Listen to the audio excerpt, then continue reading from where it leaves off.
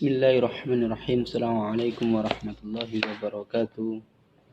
Alhamdulillahilladzi an'amana bi ni'matil iman wal islam. Wassalatu wassalamu ala sayyidil asrafi wal anam. Alhamdulillah, para santri semuanya, pada kesempatan kali ini kita melanjutkan belajar kita secara online karena terkait dengan wabah virus corona sehingga belajarnya harus dari rumah.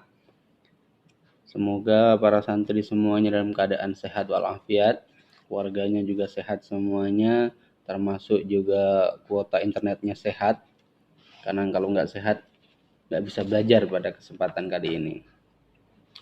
Kita akan melanjutkan pelajaran kita, kitab Ta'lim al-Ta'lim. Kita langsung lanjut ke halaman 52 tentang ketekunan, kemudian kontinuitas dan minat.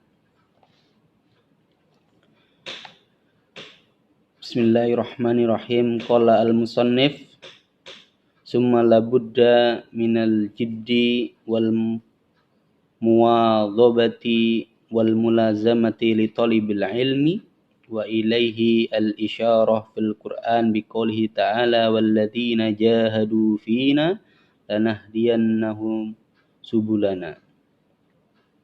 Summa labudda minal jiddi, kemudian bagi seorang santri, seorang yang menuntut ilmu itu juga harus bersungguh-sungguh.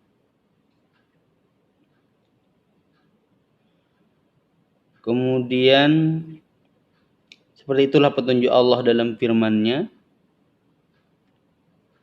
Firman Allah mengatakan, dan mereka yang berjuang untuk mencari keridhaan, niscaya akan kami tunjukkan kepada mereka jalan kami. Jadi bagi santri itu belajar harus bersungguh-sungguh. Tidak bisa main-main. Kalau kita memberikan seluruh waktu kita untuk ilmu, maka ilmu akan hanya memberikan sedikit saja kepada kita. Terlebih kalau kita memberikannya hanya separuh waktu kita, bahkan sisa-sisa waktu kita, maka bisa dibayangkan ilmu apa yang akan kita dapatkan. Artinya tidak akan mendapatkan ilmu kalau kita tidak mencurahkan seluruh kemampuan, waktu, tenaga, pikiran kita. Maka ketika belajar 100% harus fokus untuk belajar. Jangan mikir yang lain. Jihadnya santri itu belajar. Pokoknya apapun yang terjadi harus belajar. Tidak usah mikir yang lain-lain, tidak usah bercabang. Karena tidak mungkin dalam satu hati manusia memikirkan 1-2 hal yang lebih. Jadi harus fokus. Hari ini tugasnya belajar. Ada juga syair yang mengatakan bijaddi kullu majdi fahal jaddu bila jiddin bimajdi fakam abdin yakumu maqamu hurrin wa kam hurrin yakumu maqamu abdin.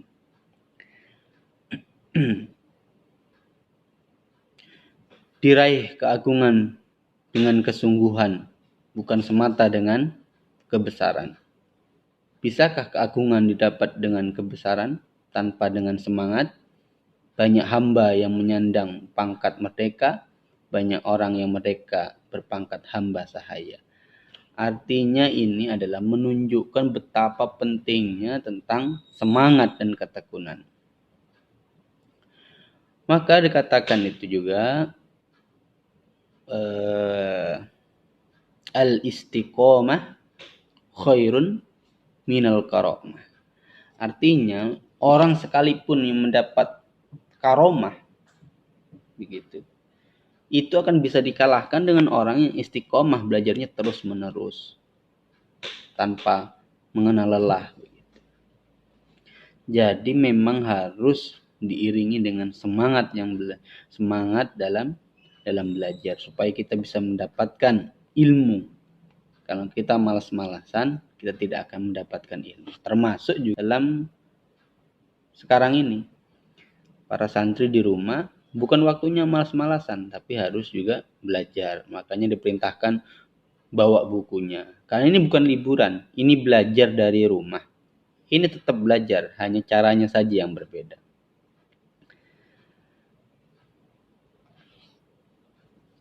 Wakila man talaba syai'an wajada wa man qara'al baba walajja. Siapa yang bersungguh-sungguh mencari sesuatu pastilah ketemu, dan siapa yang mengetuk pintu berilah memasukinya. Artinya ini menunjukkan kalau kita benar-benar bersungguh-sungguh belajar menuntut ilmu, kita akan pasti mendapatkan ilmu itu. Sebagaimana kalau kita ingin masuk ke rumah, semuanya kamu lagi dikunciin pintu di luar, terus kamu ketok-ketok terus pintunya, terus mohon-mohon supaya dibuka, lama-lama pintunya dibuka. Begitu juga dalam menuntut ilmu. Barang siapa yang tidak mengenal lelah, terus belajar bersungguh-sungguh, maka akan mendapatkan ilmu.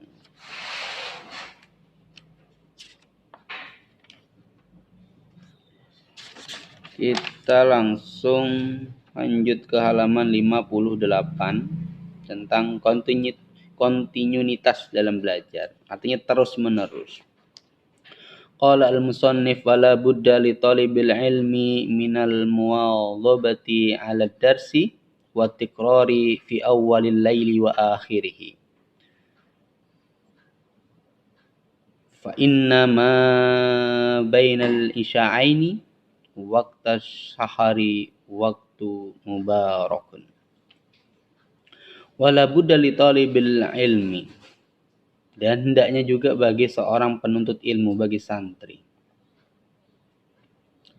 wal muwadhabah, supaya kontinu dalam belajar, wal muwadhabati ala darsi wa tikrari fi awalil lail, dan untuk mengulang pelajarannya di awal waktu, di awal dan akhir waktu malam. Artinya habis isya begitu belajar, kemudian nanti tengah malam setelah tahajud atau setelah subuh atau sebelum subuh mengulangi lagi pelajarannya. Karena antara maghrib dan isya dan waktu sahur, menjelang sahur itu menjelang subuh adalah saat-saat yang diberkahi, dan itu adalah waktu paling baik untuk belajar. Jadi antara maghrib dan isya, atau kalau sulit antara maghrib dan isya bisa dilakukan setelah isya dan menjelang subuh. Itu adalah waktu yang baik untuk murojaah, untuk mutolaah, untuk belajar, lebih-lebih ketika akan menghadapi ujian. Kemudian halaman 59, menyantuni diri sendiri.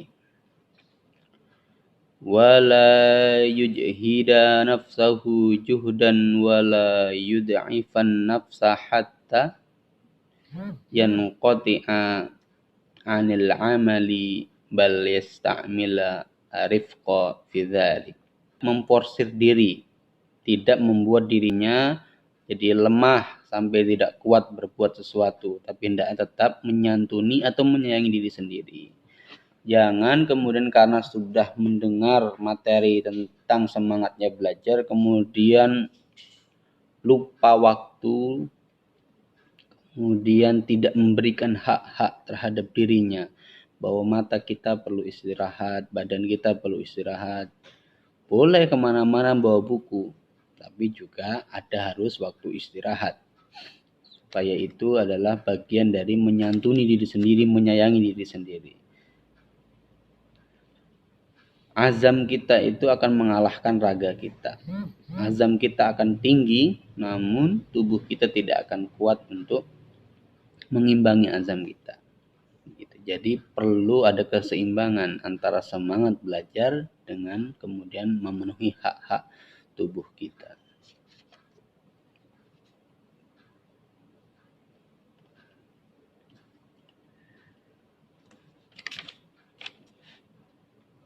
Kemudian bagi seorang santri juga harus punya cita-cita yang luhur, punya cita-cita yang tinggi, yang mulia.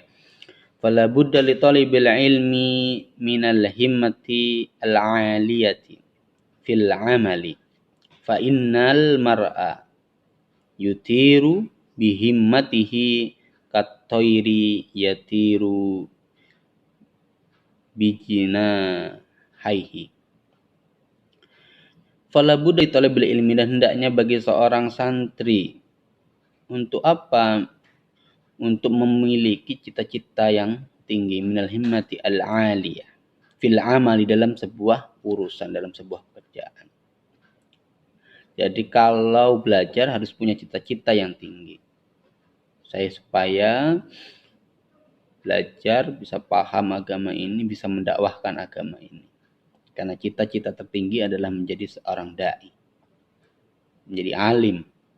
Fa innal mar'a yatiru bihimmatihi, karena seseorang itu akan terbang dengan cita-citanya. Orang itu menjadi mulia, menjadi tinggi derajatnya karena cita-citanya, karena semangatnya.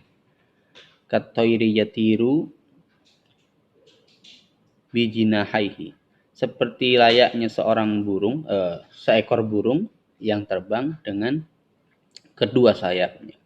Burung kalau nggak bisa terbang, dia tidak dihargai. Begitu juga seorang santri yang tidak memiliki ilmu, tidak memiliki cita-cita yang tinggi, juga tidak akan dihargai. Maka contohlah burung.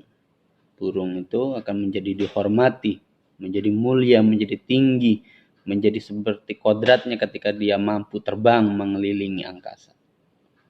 Juga sama santri, dengan ilmunya dia menjelajahi Nusantara, mendakwahkan agama ini, maka dia menjadi seorang santri mempunyai cita-cita yang luhur.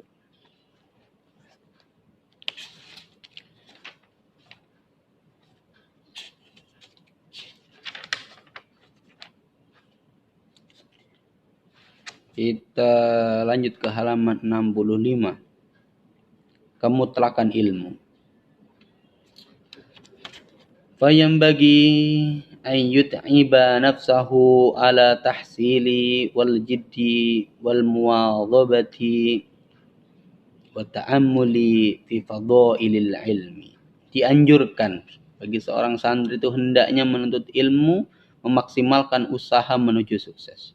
Seluruh usahanya dikerahkan, harus sampai batas maksimal. Jangan sampai ada santri baru belajar 2 bulan, 3 bulan, 1 semester, kemudian merasa sudah tidak mampu, padahal dia belum mengeluarkan seluruh kemampuannya. Itu tidak boleh.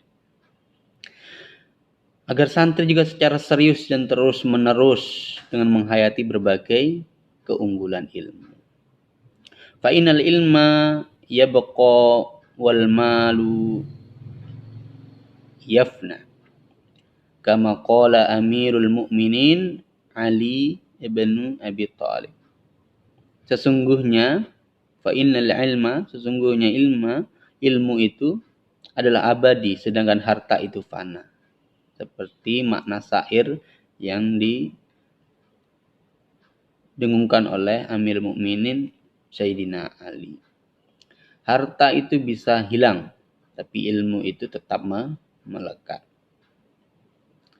Dengan ilmu, mungkin orang bisa mengumpulkan harta, tapi belum tentu dengan harta orang bisa mendapatkan ilmu. Sebagaimana Sayyidina Ali mengatakan, radina kismatal jibari fina, lana ilmun wali a'da'i malun, fa innal mala yufna an qaribin, fa innal ilma yabqa la yazalu. Aku rela akan bagian Allah untukku, ilmu bagianku, sedangkan harta buat para musuh-musuh. Dalam waktu yang singkat harta akan binasa, tapi ilmu tetap abadi, tak akan sirna. Jadi menunjukkan bahwa kekekalan ilmu, bahwa ilmu itu lebih mulia daripada harta. Jadi dengan ilmu bisa saja Allah datangkan harta untuk mendekat kepada kita. Tapi kalau orang tidak punya ilmu, hanya dibekali harta, 1 tahun, 2 tahun, 3 tahun bisa habis. Misalnya orang yang tidak berilmu, yang tidak punya apa-apa, yang nggak ngerti apa-apa, diberi warisan. Walaupun banyak, dia hanya akan bisa menghabiskan warisan tanpa dia bisa mendatangkan harta yang lainnya. Kenapa? Karena tidak ada ilmu. Maka ilmu adalah kunci dari kehidupan. Wal ilmu nafi'u yahsulu bihi husnul dzikri wa yabqa dzalika ba'da wafatihi fa innahu hayatun abadiyatun. Ilmu yang bermanfaat akan mengangkat reputasi seorang. Ilmu yang bermanfaat itu akan menjadikan orangnya itu menjadi terkenal, menjadi dikenal orang, dihormati dan sebagainya. Dan tetap harum namanya setelah ia meninggal. Karena itu hidupnya tetap abadi. Jadi orang, coba bayangkan, sudah berapa ratus tahun kita ditinggal oleh Imam Syafi'i, ditinggal para ulama-ulama. Ilmunya tetap dikenang, namanya tetap dikenang sampai ke pelosok dunia ini. Karena apa? Karena ilmu mengangkat beliau. Ada juga orang yang terkenal karena kayanya, tapi Fir'aun. Orang akan lebih mudah dikenal ketika dia bermanfaat dengan ilmunya. Maka santri semuanya harus berupaya mengangkat dirinya, mengangkat derajatnya, mengangkat derajat keluarganya semuanya dengan ilmu. Karena itu adalah janji Allah. Barang siapa memiliki ilmu, maka Allah akan angkat derajatnya.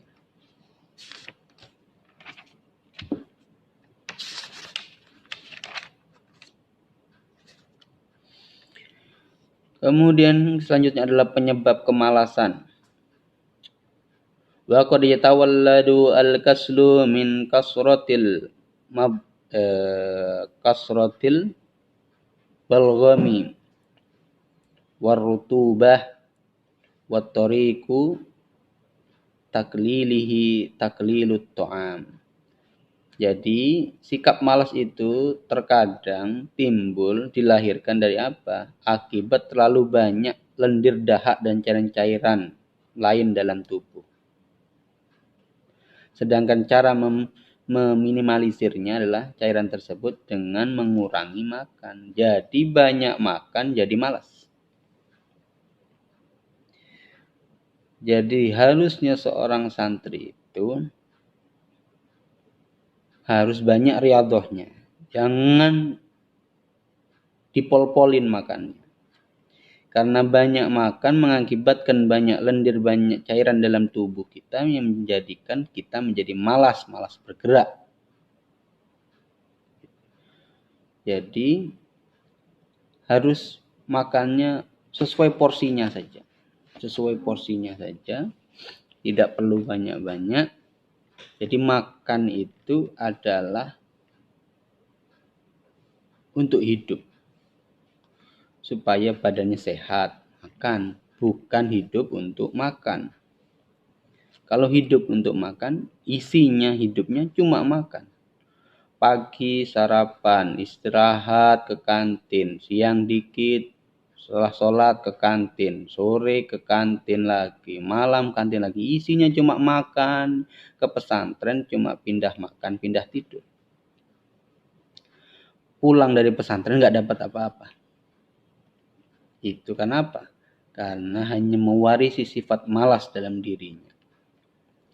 Qila, dan dikatakan, ittafaqa as-sab'una nabiyyan ala anna kasrati an-nisyan min kasratil al-balgham wa kasratil balgham min kasrati syurbil ma wa kasrati syurbil ma min kasratil akal. Jadi ada disebutkan 70 nabi bersepakat bahwa keseringan lupa itu, jadi kalau santri sering lupa, hafalannya sering lupa, ujian tahfidz tidak lulus, itu akibat kebanyakan dahak di sini, tenggorokan. Dan kebanyakan dahak itu disebabkan oleh kebanyakan minum air.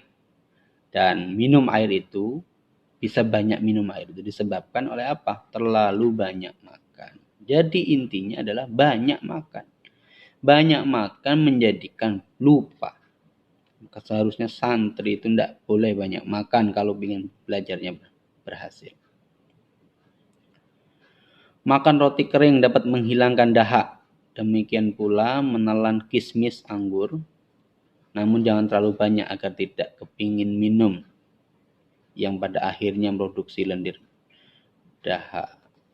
Artinya ya proporsional makannya itu. Nggak usah terlalu banyak-banyak. Begitu. Secukupnya saja.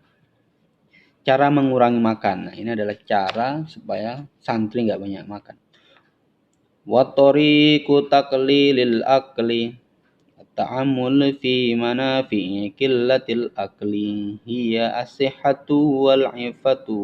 Cara mengurangi makan adalah menghayati berbagai manfaat yang timbul dari kalau makannya dikit. Jadi orang itu bisa melakukan sesuatu itu karena tahu manfaatnya.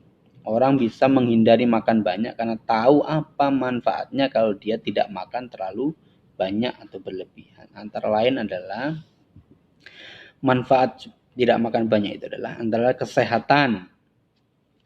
Orang banyak makan, obesitas, kemudian menjadi banyak penyakitnya. Terhindar dari yang haram, kemudian juga peduli terhadap nasib orang lain. Itu isar mendahulukan orang lain. Jadi supaya nggak banyak makan itu, coba mikir. Kalau banyak makan, badannya jadi gendut, gemuk, itu banyak penyakit. Kemudian kalau banyak makan, lama-lama insting kita itu tidak peka terhadap mana yang makan halal dan haram. Dan juga kalau punya makanan, coba berbagi dengan orang lain. Dengan berbagi, itu akan bisa mengurangi kita makan yang berlebihan. Karena kita memikirkan nasib orang lain juga. Halaman 73. Permulaan belajar, kapasitas dan tata tertib belajar. Hari permulaan belajar.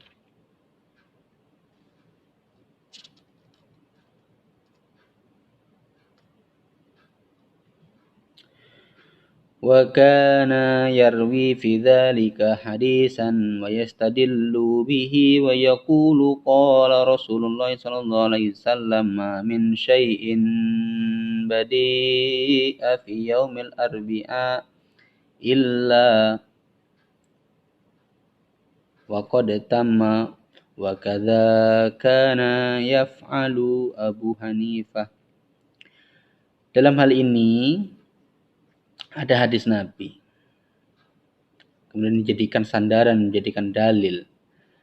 Dia mengatakan, yaqulu qala Rasulullah sallallahu alaihi wasallam, Muhammad, tidak suatu pun yang dimulai pada hari Rabu kecuali sungguh sempurna. Utamaannya adalah belajar itu dimulainya adalah hari Rabu.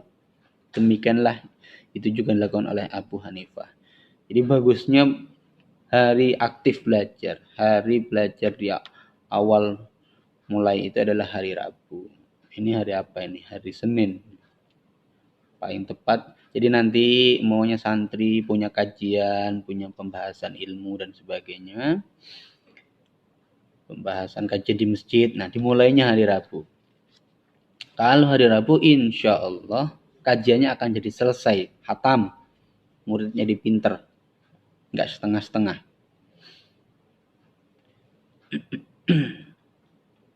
Wa kana yarwi hadzal hadisi an ustadzihi Syekh Al-Imam Al-Jalal Qiwamuddin atau Qiwamuddin Ahmad bin Abdul Rashid rahimahullah. Sami'tu mimman athiqa bihi anna Syekh Yusuf Al-Hamadani rahimahullah kana yuqifu kulla amalin min amalin al-khair ala yaumil arba. Jadi Syekh Abu Yusuf Al-Hamdani itu juga memastikan semua perbuatan bagus dilakukan pada hari Rabu. Jadi banyak para ulama itu memulai aktivitas-aktivitas kebaikan itu dimulai di hari Rabu.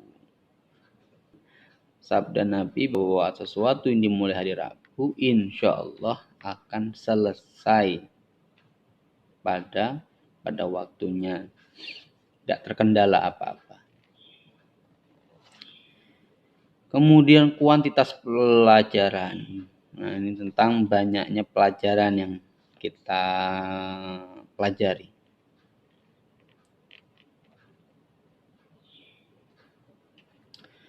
Adapun ukuran pelajaran permulaan adalah sebagai berikut. Imam Abu Hanifah menghikayatkan dari Syekh Qadhi Imam Umar bin Abu Bakar.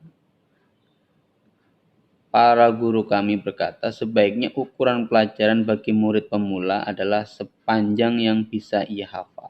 Dengan mengulang 2 kali, kemudian ditambah sedikit demi sedikit pada setiap hari. Sehingga setelah pelajaran menjadi banyak dan panjang pun tetap bisa dihafal dengan mengulang 2 kali. Demikian lambat laun pelajaran akan bertambah setapak demi setapak.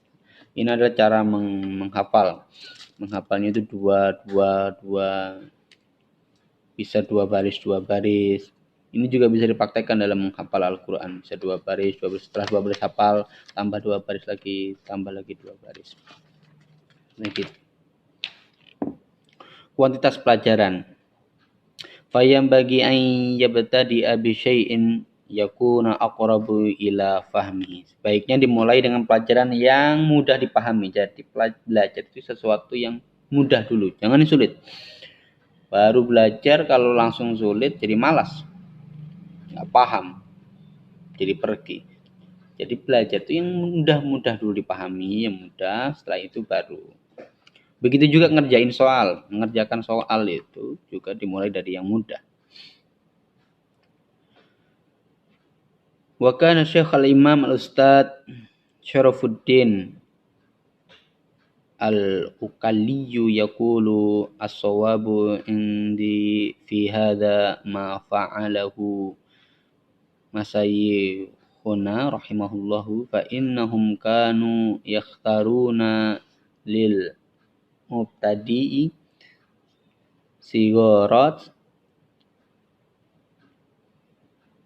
al li'annahu aqrabu ilal fahmi wa dhabti wa ab'adu minal malalati wa aksaru wuqu'an bainan nasi.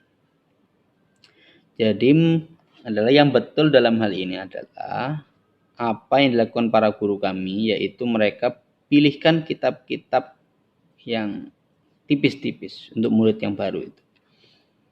Dengan begitu akan lebih mudah difahami dan dihafal serta tidak menjemukkan dan banyak terjadi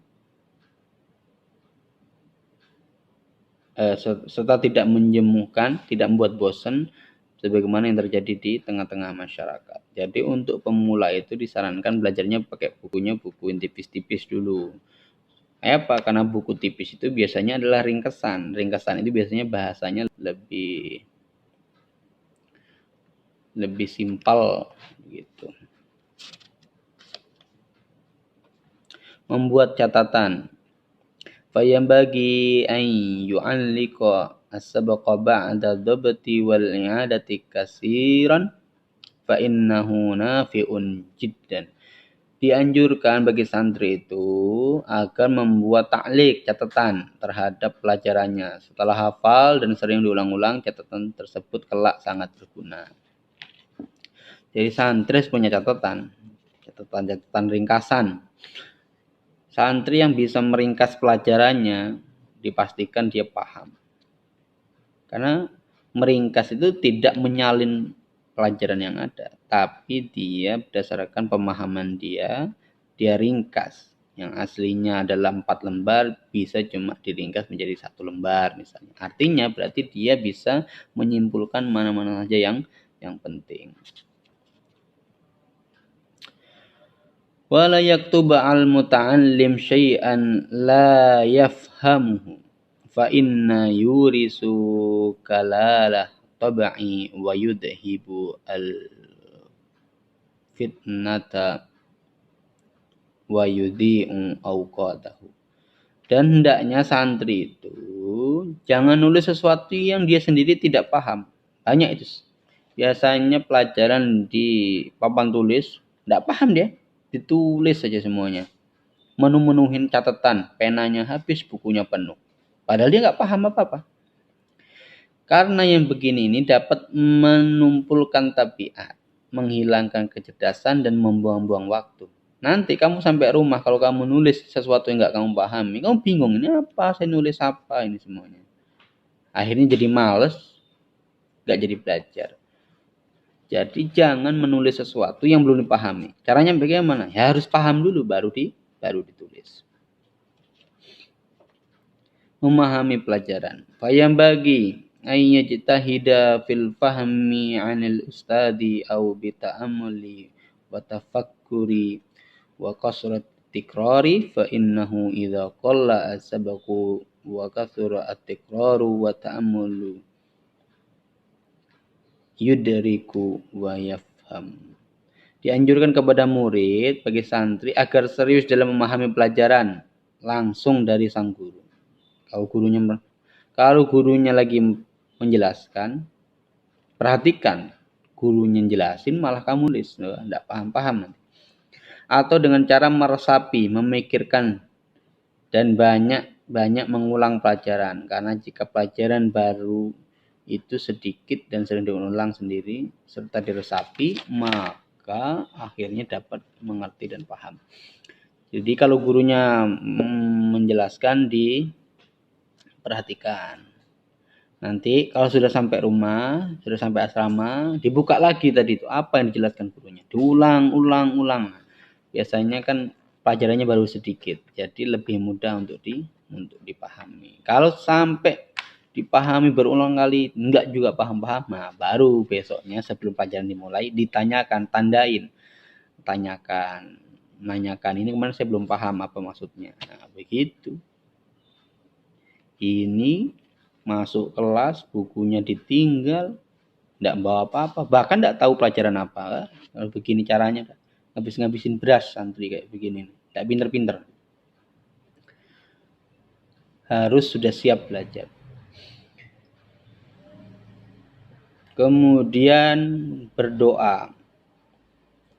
Wa yad'ullaha wa yatadarra'a ilaihi fa innahu yajibu man da'ahu wa la yukhayyibu man rajahu. Dianjurkan bagi santri yang menuntut ilmu hendaklah selalu berdoa kepada Allah. Karena Allah mengabulkan doa yang dipanjatkan dan tidak mengecewakan orang yang berharap kepadanya. Kalau kamu belajar, saya deketin gurunya aja. Kalau saya deket gurunya biar nilainya besar. Enggak. Selama orang itu masih disebut makhluk dan kita berharap kepada makhluk, siap-siap kecewa. Tapi kalau berharap kepada Sang Khalik, insya Allah tidak akan kecewa.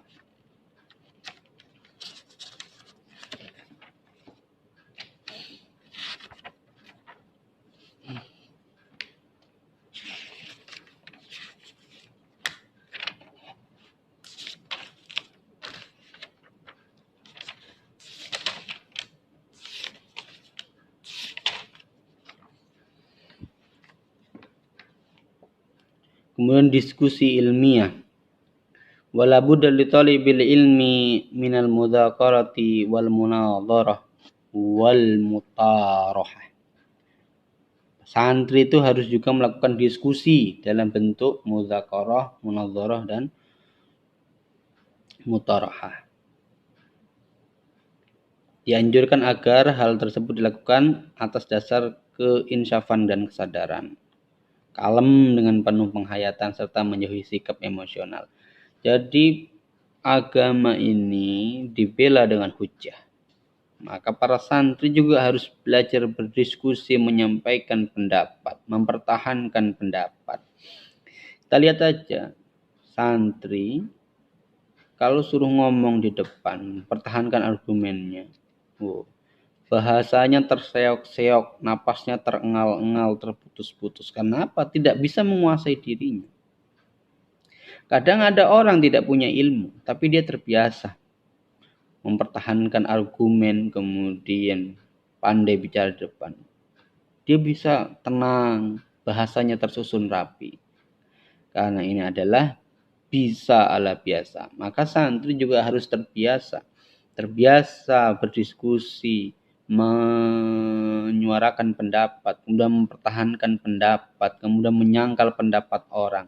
Dengan koridor harus tetap sopan dan tidak emosi. Jadi tersusun rapi bahasanya. Jadi nanti kalau sudah selesai masalah di sini kita akan latihan berdiskusi. Jadi belajarnya akan kita buat secara kelompok untuk berdiskusi, kemudian ada yang bertanya, kemudian ada yang mendebat dan sebagainya.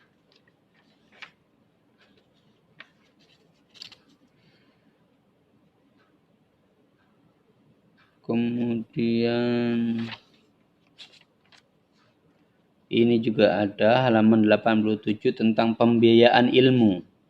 Walaupun sekolah kita ini sekolah yang gratis untuk yatim dan untuk apa, tapi perlu ada pembiayaan ilmu untuk beli buku dan sebagainya.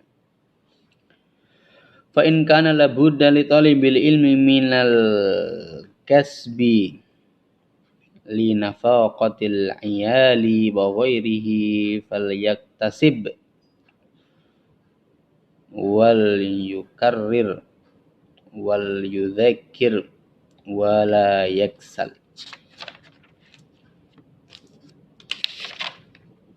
Apabila penuntut ilmu harus juga bekerja untuk nafkah keluarga. Ini kalau di sini nggak berlaku ini. Maka dipersilakan bekerja sambil belajar dan berdiskusi semaksimal mungkin. Ini kalau sudah mahasiswa mungkin bisa. Kalau di sini nggak boleh. Belajar aja. Jangan sambil kerja. Kemudian carikan yang penting.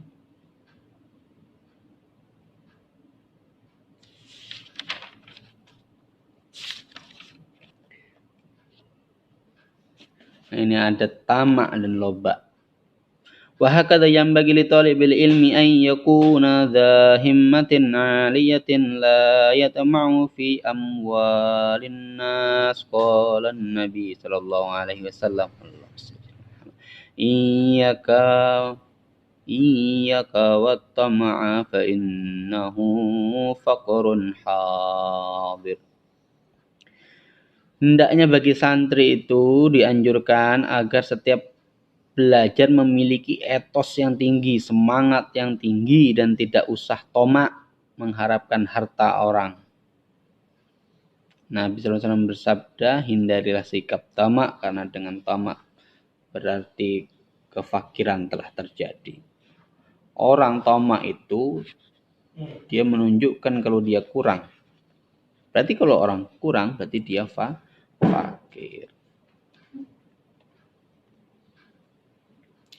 Wala yabkhal bima 'indahu minal mali bal yunfiq 'ala nafsihi wala ghairihi. Qala Nabi sallallahu alaihi wasallam, an-nasu kulluhum fil faqri makhafatal faqri. Jangan juga ya bakhol, jangan kikir atas harta yang dimilikinya. Belanjakanlah untuk keperluan diri sendiri dan orang lain. Kalau punya duit juga, jangan terlalu pelit-pelit. Apa yang dibutuhkan dibelanjakan. Nggak punya pena, tapi punya duit. Sayang, nggak mau beli pena. Nah, itu salah. Nggak punya buku dan sebagainya, ya harus beli buku. Karena Nabi SAW bersabda, karena khawatir melarat, maka semua manusia telah menjadi melarat. Kamu itu takut miskin karena memenuhi kebutuhanmu, itu saja sudah menjadi miskin. Gitu. Takut miskin itu miskin. Kita punya zat yang maha kaya. Apa yang menjadi kebutuhan kita, belikan saja. Belikan saja. Insya Allah nanti Allah akan beri lagi.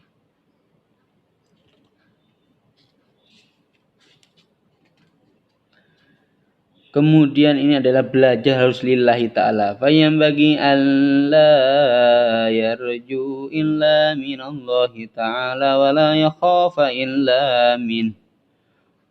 Wa yadharu dhalika bimujawazati hadis syar'i wa adamiha. Hendaklah bagi santri itu jangan berharap selain kepada Allah, jangan pula merasa takut kecuali kepadanya. Sikap teologis tersebut, jadi sikap penghambaan kepada Allah tersebut itu dapat diukur dengan seberapa ia berani menyimpang dari batas-batas agama atau sama sekali tidak berani. Jadi santri itu belajarnya lillah ta'ala. Lillah ta'ala. Jangan karena sesuatu apa-apa.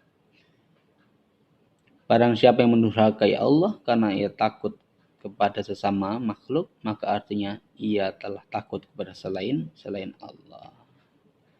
Pokoknya yang menurut agama benar, lakukan. Kalau bertentangan dengan agama, sudah, jangan dilakukan. فَإِذَا لَمْ يَعْصِ اللَّهِ تَعَالَى لِخَوْفِ الْمَخْلُوقِ وَرَاقَبَ حُدُودَ الشَّرْعِ فَلَمْ يَخَفْ غَيْرَ اللَّهِ تَعَالَى بَلْ خَافَ اللَّهِ تَعَالَى. Tapi bila tidak mendurhakai Allah karena takut kepada sesama makhluk dan tetap berjalan pada aturan agama, maka tidak bisa disebut takut kepada selain Allah.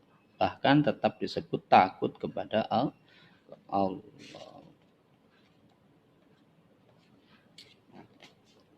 Ini metode menghafal.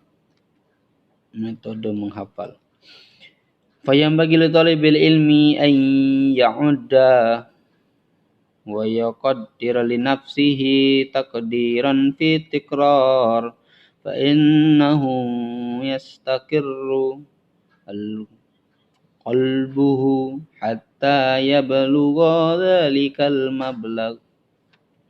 Hendaklah bagi santri itu menentukan target yang pas untuk hafalannya sendiri. Kalau ngafalnya mampunya 2 baris, ya 2 baris. Ada santri yang menghafalnya langsung setengah jam itu 1 halaman. Ya, kalau kita nggak mampu begitu, sedikit saja. Karena hati belum merasa puas jika hafalannya belum memenuhi target tersebut. Dianjurkan agar murid menghafal pelajaran hari kemarin berulang 5 kali. Nah, jadi pelajaran yang kemarin itu dihafalin, diulang-ulang 5 kali. Pelajaran lusa diulang 4 kali. Pelajaran kemarin lusa 3 kali.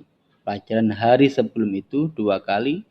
Dan pelajaran hari sebelumnya lagi cukup 1 kali. Cara seperti ini dapat lebih mempercepat hafal.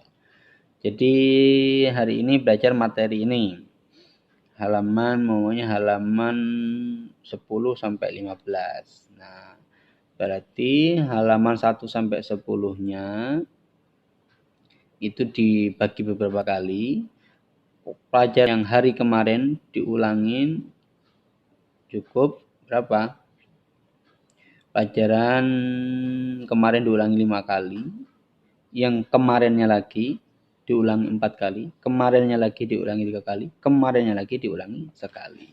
Gitu. Jadi tidak ada istilahnya nanti kita lupa pelajaran karena setiap saat kita mengulangi pelajaran kita.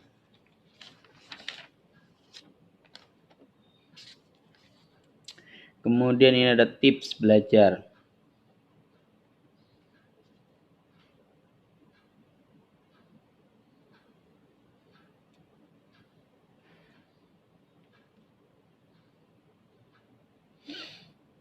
Yang bagi lil mutafaqqih ay yahfadha nuskhatan wahidatan min naskhil fiqh daiman